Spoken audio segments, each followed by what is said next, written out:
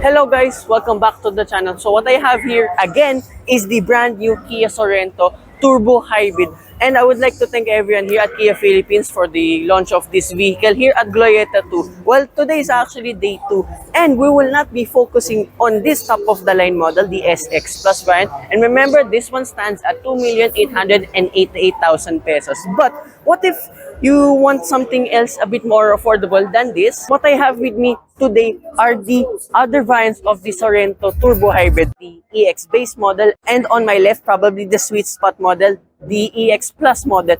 So with the exterior clips, they are almost identical to one another. However, they only have 3 cubes compared to the 4 cube of the top of the line model.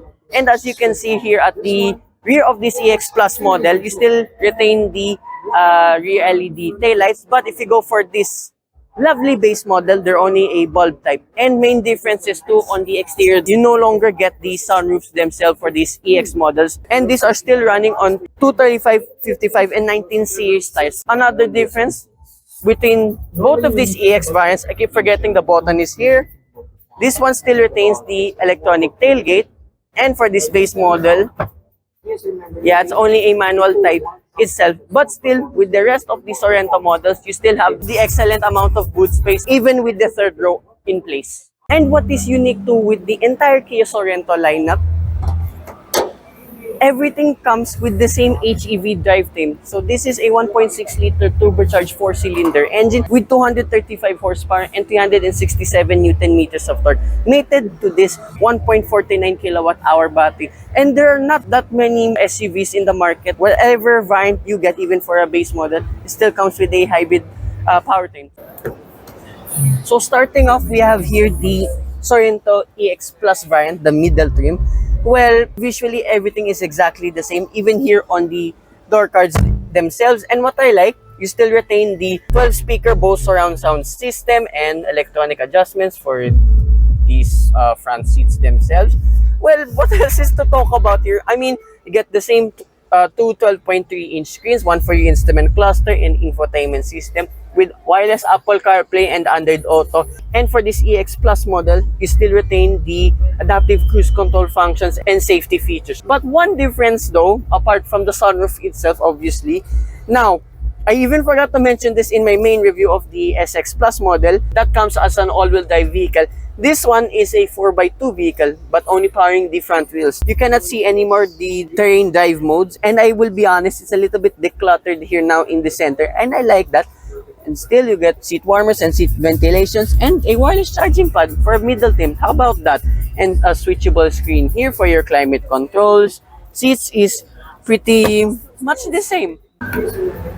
Right, you all know me, I am a sucker for base models, and visually, again, it's almost identical to the entire lineup. However though, you can see a little bit more differences now. Here in the door card, I like to, it's the same materials, but this only retains regular speakers, a 4+2 tweeter setup. So a little bit of a nitpick, but I don't mind it. And manual adjustments now.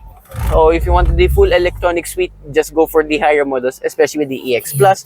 And again, being a base model, you get tilt and telescopic and paddle shifters all around. I like that. This is only a regular leather steering wheel now. It doesn't have the heating functions compared with the higher variants. This does not have anymore the adaptive driver assistance system suites, and it retains only a regular cruise control. You got a much smaller display for your instrument cluster. It's only 4 inches, but at least it still retains the 12.3 infotainment system. Again, with the same functions, wireless Apple CarPlay, wireless Android Auto, and only with a reverse camera, no longer a 360. But again, you have front sensors at least. Remember, this Sorento is a very big girl. Center console, you can see now, you only have 2 USB Type-C ports, but no longer, again, a wireless charging pad. As you can see on camera too, you have the same center console like with the rest, but this one no longer has the piano black trims. That's what I like. And yeah, same here too on the dashboard. And again, all squidgy materials here and there. Halogen lights this time compared to the LEDs. Alright, okay, that's the main difference. And being base model still extends, very good with that. Now, a major difference 2 with this base model. You get cloth seats now. To sit in it is just as good like the ones with the leather, but this one's just a tad softer than the leather ones. And of course, no longer have the seat warmer and seat ventilation functions. But again, I am willing to forgive it.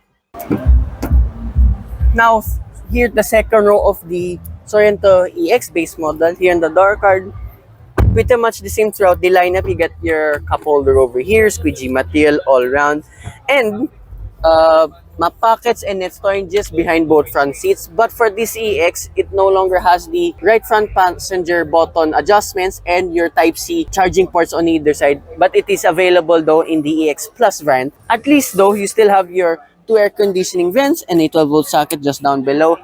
Cloth seats still here, but you have a central armrest yet again with 2 cup holders, and finally I'm able to touch them because if you remember in my SX Plus review, it was still covered in plastic. So I think big tumblers won't fit here, but for smaller and thinner ones like mine will just do the job here.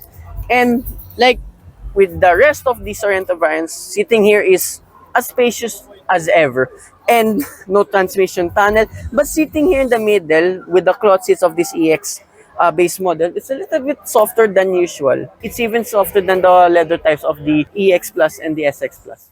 And lastly, here in the third row, without adjusting the second row, good enough feet and knee room. As you can see, headroom just enough for me as a 5 for small adult. And cloth seats as usual, and just as good with the rest of the Sorento brands. And what I like with this base model, I thought they were gonna remove this feature, but no, you still get your rear climate controls, and for folding down the second row with the use of 2 buttons. And usually when it comes to base models, these are absent. The EX Plus stands at 2,588,000 pesos, so 300,000 pesos less than the all top goodness SX Plus variant. But where I am sitting in the EX base model, this one stands at a whopping 2,188,000 pesos. So when we were given the prices of this yesterday during the launch of this vehicle, everyone was shocked that this starts at 2,188,000 pesos. So for a 7-seater hybrid, I think there's no better car out there. So that concludes my review of both EX models. So again, I'd like to thank everyone here at Kia Philippines for the launch here of the all-new Sorento at Glorieta 2. And hopefully by the time of this release, you have purchased your new Sorento. This is one of the best 7-seater mid-size crossovers that you can buy. So hope you guys like and subscribe, and I will see you with more Kia reviews coming right up. Bye-bye.